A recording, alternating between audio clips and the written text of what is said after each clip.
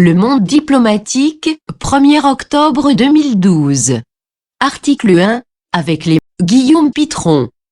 Si, régulièrement, des bateaux de clandestins font naufrage en Méditerranée, 9 migrants africains sur 10 vont chercher du travail au sein même du continent noir.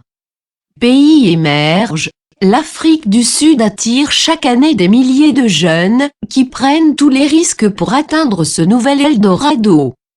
Midi déjà et Monsieur Étienne Bokoli, un traducteur congolais d'une vingtaine d'années, s'impatiente. Suspendu au zénith, le soleil hivernal éprône de ses rayons les toitures ondulées de Messina, et nulle trace de son ami Babazar.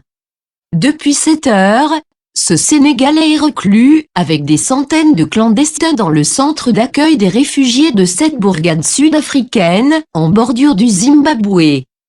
Il a traversé la frontière par la brousse et s'est présenté ce matin au service d'immigration, terrorisé, incapable d'exprimer sa demande d'asile en anglais.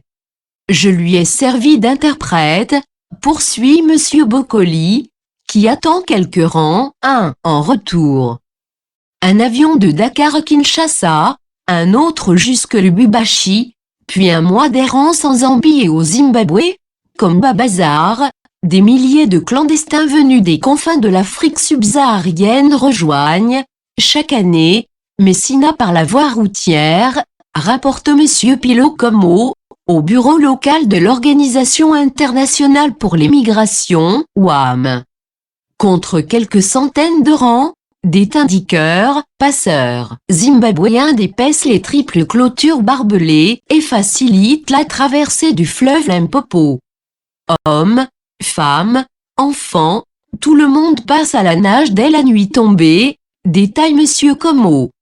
Estimez-vous chanceux de ne pas être dévalisé en pleine brousse par les passeurs, ni d'y croiser quelques crocodiles ou mambas noirs. Réchappé des patrouilles frontalières, il se masse désormais dans cette bâtisse cernée de grilles rouges.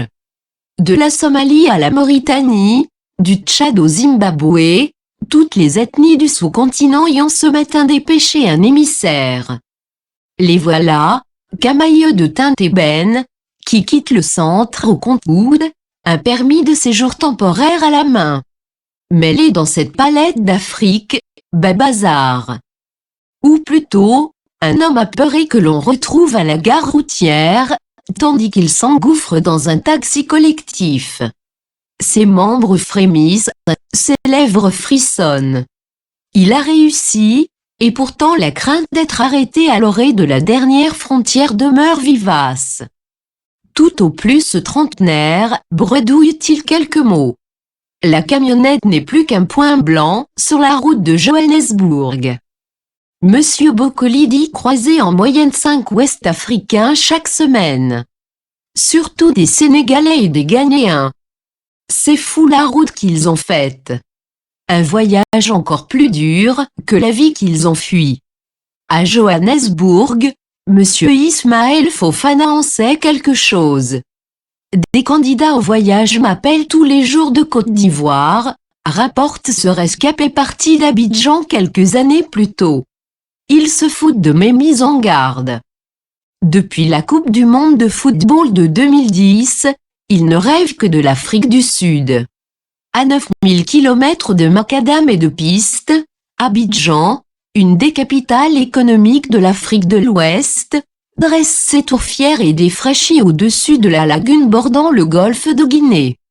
En ce mois d'avril, la ville entière, engluée dans des ondées de chaleur, attend la délivrance des orages annonciateurs de la saison des pluies. Même les Voro, ces Peugeot 504 préposés au transport collectif, semblent ralentis par l'air lourd.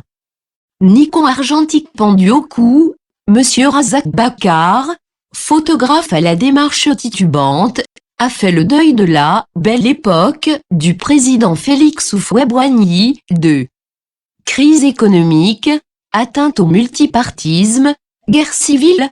Depuis 2 décennies, le déclin de la Côte d'Ivoire renvoie à toute l'Afrique francophone le spectacle de son déclassement. Les affrontements qui font suite aux élections de 2010 achèvent de mettre le pays à genoux. La cupidité des passeurs dispute à la corruption des policiers. En Côte d'Ivoire, tu as le choix entre deux façons de mourir. Soit tu restes et la misère te tue, soit tu pars à l'aventure, en espérant réussir, expose Monsieur Baccar. Historiquement, les candidats au départ se sont surtout tournés vers l'ancien colonisateur français, car sinon ce n'est pas ivoirien. Rit-on.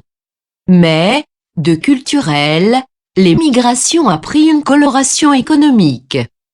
Les conditions d'immigration vers l'Europe se sont durcies. Et puis, si nous allons tous à l'aventure, qui va construire l'Afrique? S'inquiète le chanteur de reggae Ismaël Isaac. Maroc, Kenya, Angola, naguère orientés vers la Méditerranée, les aiguilles des boussoles pivotent vers les économies émergentes du sous-continent austral. Et en particulier, vers la première d'entre elles, pôle d'avenir et de croissance, la Nouvelle-Amérique. Ose-t-on même, l'Afrique du Sud. C'est un pays plus accessible que l'Europe, argumente Monsieur Félix Niamois, un ouvrier de 24 ans. À travail égal, j'y gagnerais 10 fois mieux ma vie qu'ici. Renchérit Monsieur Timéco Koné. Attablé à un maquis bar du Port-Bouet, ce professeur d'anglais brave les injures du soleil avec les moyens du bord, quelques Kleenex et un fond à orange. Et rêve de découvrir la cohabitation entre noir et blanc, d'en faire un documentaire et de rencontrer Monsieur Nelson Mandela. Pour le visa et le vol, il a prévu un budget de 2 millions de francs CFA, 3 ans de salaire moyen. Je partirai dès que j'aurai obtenu le visa, Inch'Allah. Ces nantis de l'aventure occultent une seconde classe de migrants, des frères d'armes trop pauvres pour arpenter les aéroports, mais suffisamment aisés pour prendre la route.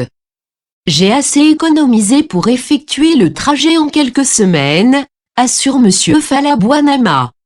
Pour cet effet drapé dans un élégant cafetan rouge, l'équipée par la route s'annonce heureuse, car après tout, je retourne à la maison. Après cette année passée en Afrique du Sud, Monsieur Bouanama est retourné en Côte d'Ivoire pour revoir les siens. Et rêve désormais d'un nouveau départ. Ses yeux brillent à l'évocation des couchers de soleil sur la plage de Point Street, à Durban, et des quartiers chics de Johannesburg, où il officia comme vendeur à la sauvette. Comme lui, ses frères en quête d'un meilleur ailleurs, éparpillés le long d'un arc de cercle reliant Nouakchott à Lagos, guettent l'avenir dans la direction opposée à celle jadis scrutée par leur père. Et,